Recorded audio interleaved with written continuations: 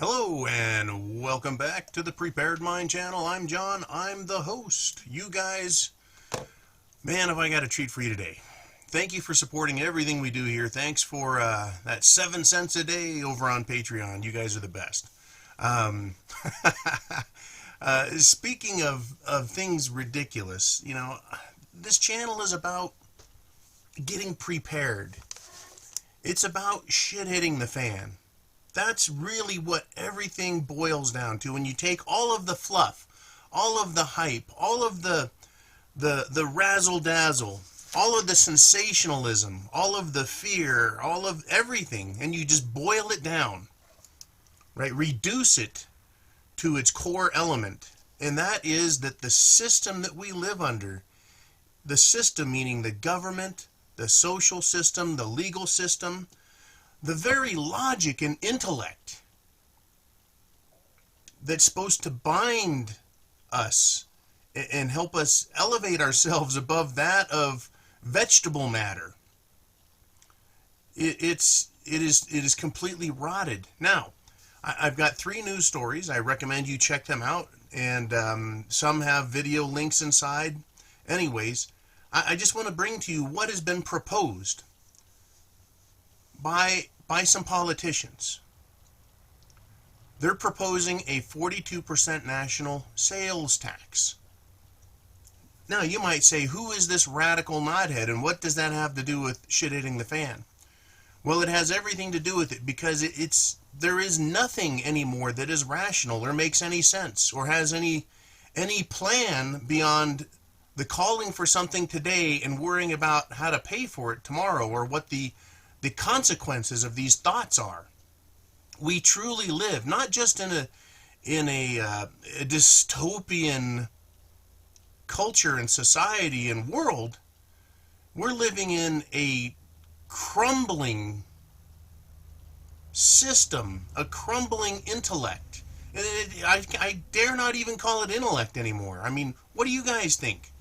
Oh, well, wait a minute. Let me tell you who it was that's proposing 42% national sales tax, a VAT, a value-added tax. That's on top of all the other taxes you pay. Well, it's not some radical left-wing ding-dong who's sitting in Congress. It's a radical left-wing ding-dong or 2 that are sitting in Congress, but they're also presidential candidates. They're not the obscure ones that don't have any chance. How about Bernie Sanders and Elizabeth Warren? Go check it out at finance.yahoo.com. Scroll down and look at the sourpuss, full of hatred faces of Bernie Sanders and Elizabeth Warren.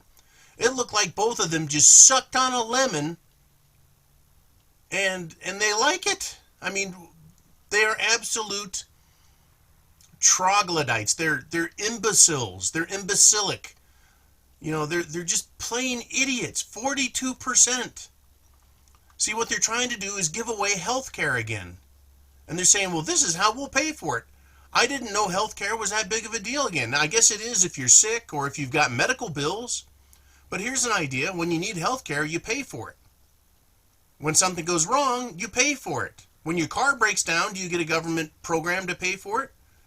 No, you have insurance or you pay out of pocket. If a meteor slams through your roof, you pay for the insurance and that fixes it, or you pay for it out of your pocket. There's no guarantee. Life isn't fair. Shit sucks. Deal with it. Pay for it. This is just beyond asinine. I already pay 40% tax. Already doing it. Why? And now I need another 42. In other words, double your taxes. Now here's the long-term thing. Let's look a little past our nose and tomorrow's bills for health care because we decided to be unhealthy or do something stupid. And yeah, some people have legitimate health problems. I'm sorry. That's life. We must pay for it. Anyways, how about when I have 42% less money. Now I can't go to the store and buy things. I can't purchase, never mind the big things like TVs and cars and other items that drive our economy. We have a consumer economy. We don't have an industrial economy. We have a consumption economy. If I can't consume, what does that mean is going to happen to the economy? The economy dies. It'll die instantly. But they're promising this for votes. And I bet they would love to enact it. They want to take every last penny you have. So you can't have savings. You can't get ahead. You can't have nice things. Because these people want to take all of the money. They don't have enough already. Right? They don't. Look at what they're doing. And it's just incredible. So people say, John, shit's going to hit the fan, huh? Things are falling apart. Everything seems fine to me. And I want to say, why can't you just open your eyes and look? Look at where we are today and where we were yesterday, 10 years ago, 30 years ago, right? I mean, we used to say George Washington would roll over in his grave and he's probably spinning like a break dancer at the idea of paying the amount of tax we already pay. Now they're proposing even more. If you don't buy their insurance, they penalize you. I mean, this has nothing to do with freedom anymore. It has to do with these people supporting people that support their campaigns. Insurance company says, hey, we want people to buy our insurance. We're going to give you a bunch of money and you're going to pass a law that makes them buy our shit. Right? It's incredible. Now, you're going to say, well, okay, I can see how that's going to hurt the economy, John, but does that mean shit's going to hit the fan? Well, I say yes, but I say, well, wait, I've got even more. I'm going to do a Billy Mays, but wait, there is more. There is so much more. Right? I've got at Summit.News, a New York Times columnist blames, quote, whiteness for 2 Indian boys racially abusing black girls in New Jersey. This is a Paul Joseph Watson article, right? Now, a New York Times columnist, and what's her name? Nell Irvin Painter. She blames whiteness for an alleged racist attack where 2 Indian students assaulted an African American girl at a high school football game in New Jersey. Who's to blame for 2 Indians assaulting, allegedly, for racist reasons, an African American girl? You guessed it, white people. Right? She says, that is, Nell Irvin Painter says the Indian boys were, quote, enacting American whiteness through anti-black assault in a very traditional way. Ow! American whiteness? Assault on blacks is a tradition we have? It's enshrined. Which holiday do we celebrate that on? It's absolutely disgusting, the thinking these people have. But it is, to me, evidence of the sickness, of the complete loss of intelligent thought. And so it's not just about the economy. It's about how we look at each other and treat each other. Here I am. I go through my day. I do my stuff. I do my thing. I go out in public. I shop. I say hi to people. I had no idea that my whiteness is causing other people, minorities, to never again be responsible for themselves and do bad things, and then they get to blame it on me. I mean, this is incredible. It's farcical. It is beyond Grimm's fairy tale, to give children, right, nightmares. I'm not just talking about white children. I'm talking about black children. They're being told that whites hate you and that they're going to beat you and that they're going to have other races that you would think would normally be your friend, other brownish races, the non-whites, right? That some kind of white disease is going to get in their mind and cause them, some other brown person, whether they're Spanish or Latino or Hispanic or Arab or Indian or Hindu or Australian Aborigines, you don't know who's going to attack you anymore because of white people, because of their American whiteness. I mean, where the fuck does this lady get off? Literally, I made it almost 10 minutes without giving the word fuck some airtime. In quote, listen to this, quote, in doing so, the assailants are demonstrating how race is a social construct that people make through their actions. So she just said race is made through actions. Well, then if it's about our actions, that is assaulting a black person, that has nothing to do with race. It's an action, not a DNA makeup, not a percentage of total possible melanin in your skin. No, it has nothing to do with DNA. It's their actions. But she is saying assailants are demonstrating how race is a social construct. Now, race, this is beautiful. You're going to love where I go with this shit. Race is a social construct. No, it's a fucking DNA construct. But she says, and she is black, by the way, Nell Irvin Painter of the New York Times is a black, middle-aged woman. Got gray hair. She is saying race is a social construct. How is that possible? It has to do with DNA. How is that even possible? Right? They show race in the making and show how race is something we perform, not just something we are in our blood or in the color of our skin.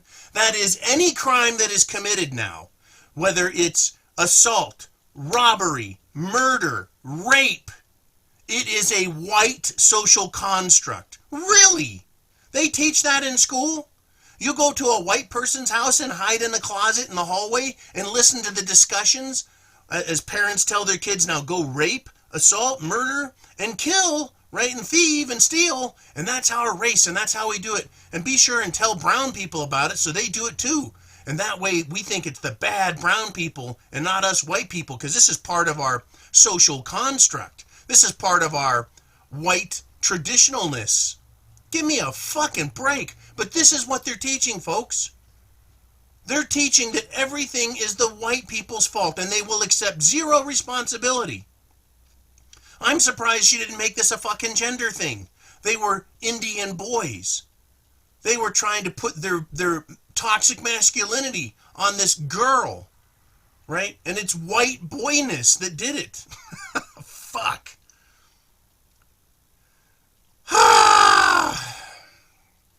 You see, this is about telling everybody who isn't white that you're so stupid. You're so incapable of intelligent and independent thought. You're so dumb that you cannot make your own decisions for yourself. That, what this lady and others of her ilk are doing, is racist. It's telling other races that you have been subjected to whiteness and you can't dispel it. You can't push it away. You can't be yourself. That is pure racism. It is hatred and disbelief in people being responsible, being independent. I mean, fuck. Once again, fuck. Are you kidding me? No responsibility, no agency, no action, right, can happen without white traditional construct. What an insult to anybody who's brown or beige or black. I don't care what color you fix to it. What a fucking insult. This lady is telling them basically they're retarded.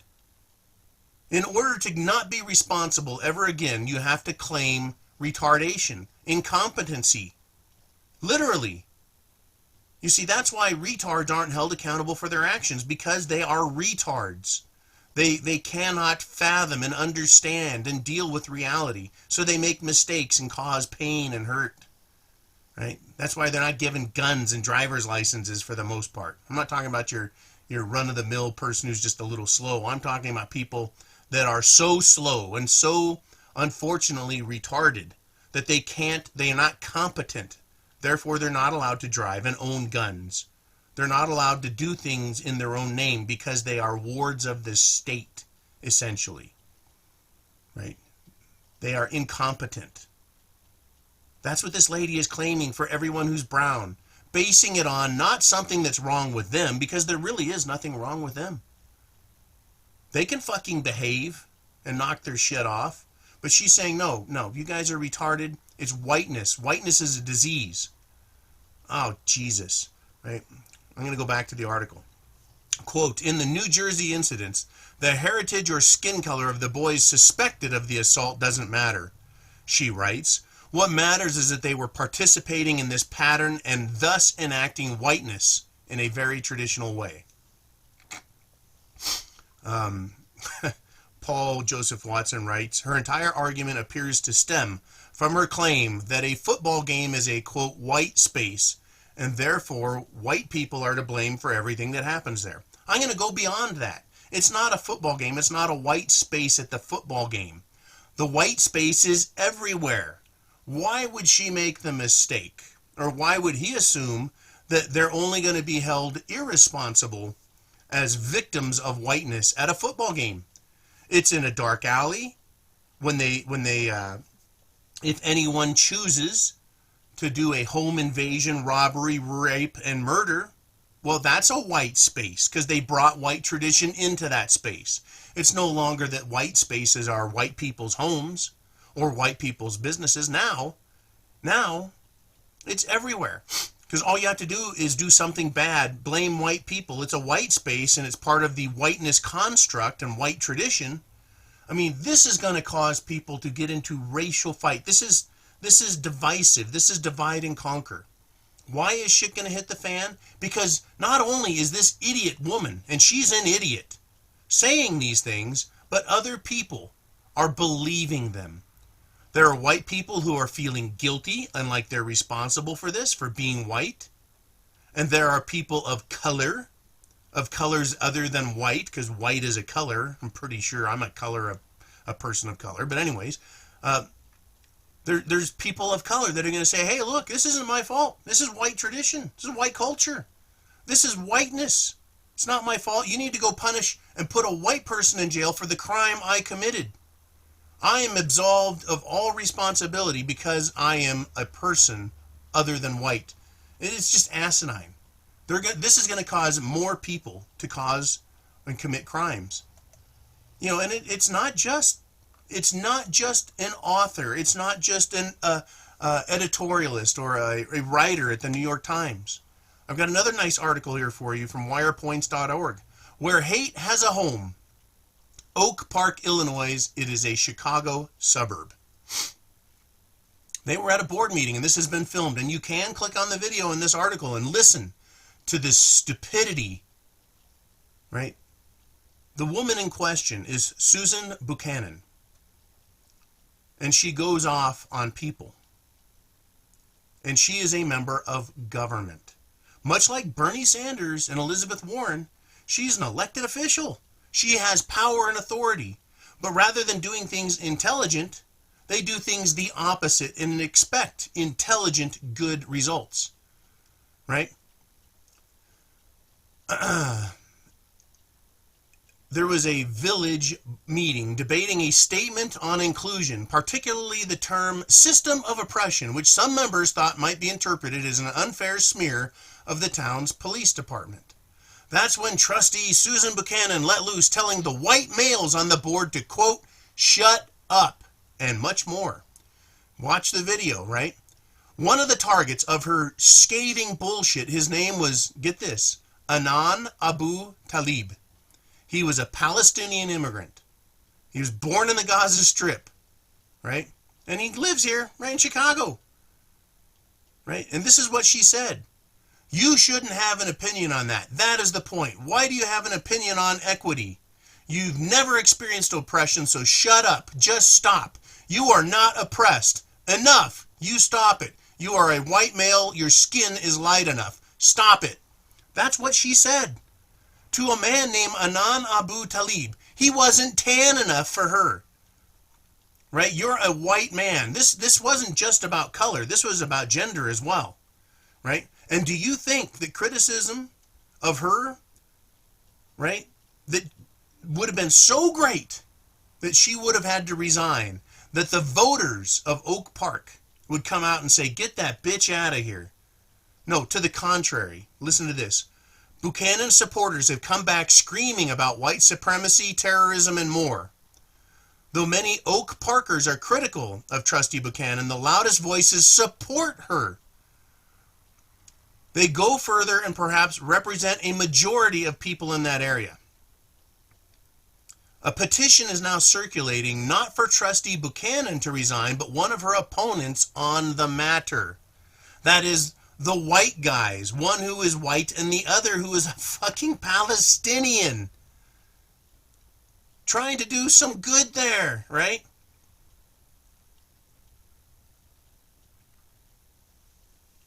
Dan Maroney, he's one of the ones that questioned, right, the wording of the original diversity statement. They selected him, right? It's ridiculous. This whole thing is ridiculous. Everything is about race and gender. It's not about intelligent decisions. It's not about fairness. It's not about equity. It's not about equality and egalitarianism. This is about ignorance, running our system into the ground. Whether it's politics in Washington, nationally recognized writers, or local politicians. They are screaming for the system to collapse at the top of their lungs, screaming and yelling. I will not be a part of Washington, D.C. I will not be part of the New York Times. I will not move to Oak Park and be subjected to this kind of stupidity. If there was a planet I could get in a spaceship and fly to get away from these fucking morons, I would. But I can't. As a result, guess what? Shit is going to hit the fan, and these people are the primary cause of it. They are the motivators behind the ignorance of the system. These people are that stupid. And they have authority. And they're influencing people. They're allowing people to get away with it. They're making excuses for bad decisions. Right? Their spending in Washington is out of control. They want to take all of your money and then blame you for being white. Or, fuck, yeah, the guy's not even white. He's not dark enough. Right? He's not feminine enough. He's not courteous enough to this bitch. Buchanan, yeah, she's a bitch. Listen to her fucking talk. You want to talk to me like that, you bitch? No fucking way. I would chew her ass off, tell her off, and I would not listen to her speak, because she is the voice of ignorance. And she would go, oh, that John guy, he's the voice of patriarchy. He's the voice of white patriarchy. Oh my God, I bet he abuses his kids with sticks, right? I bet he's a criminal. You know, who knows what she would say. Susan Buchanan is retarded. Absolutely retarded. You know what the problem is? You know, some people have told me, in fact, it was a woman who told me, that the problem with Susan Buchanan is no one wants to have sex with her, so she feels unloved and she hates everyone. I don't agree with that. I think that no one has never, ever told her no and that she's wrong. And she has spent her life running around believing everything she says is correct because nobody can tell her she's wrong.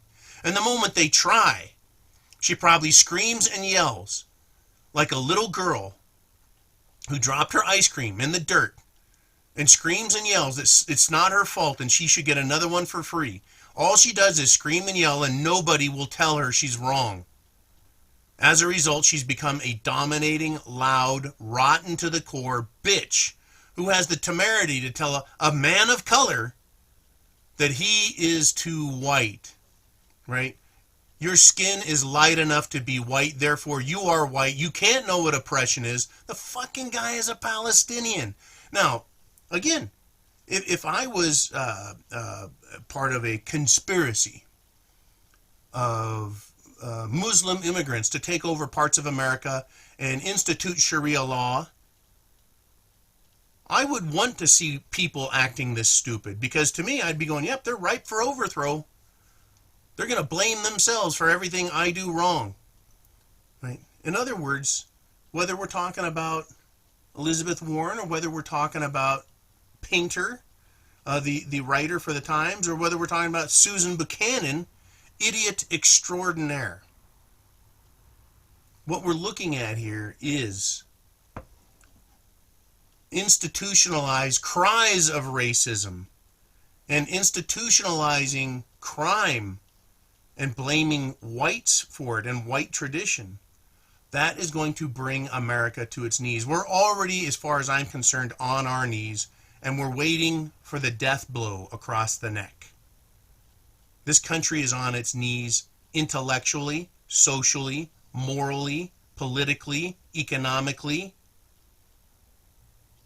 Shit is going to hit the fan, folks. You need to be ready with food, water, shelter, clothing, medicine, and a means of self-defense.